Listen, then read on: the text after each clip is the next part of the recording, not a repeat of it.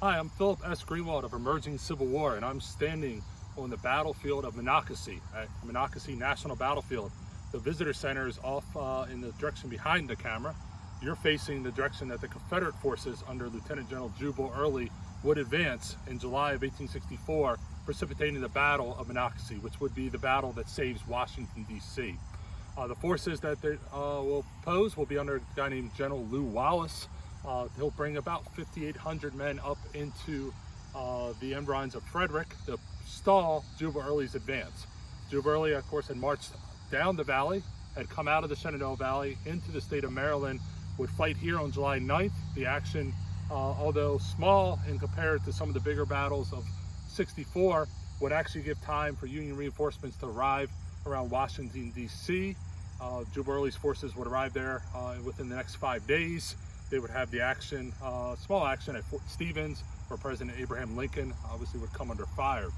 But this battle, July 9th, 1864, would be technically a victory for the Confederate forces. We were standing kind of on the line of where the 20th North Carolina, part of Robert Johnson's North Carolina Brigade, would have advanced during that battle.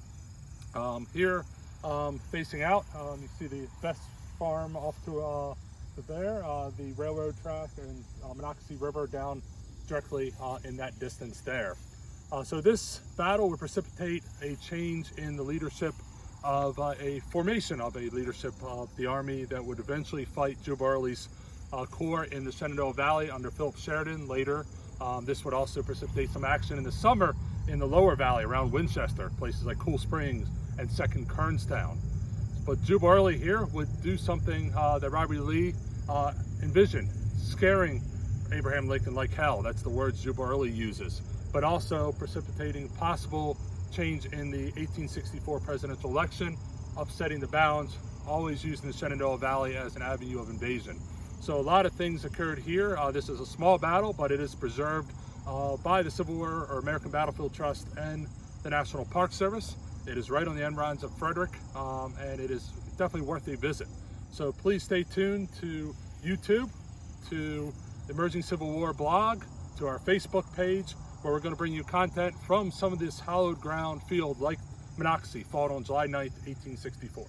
I'm Phil Greenwalt of Emerging Civil War, and we'll see you out on the battlefield.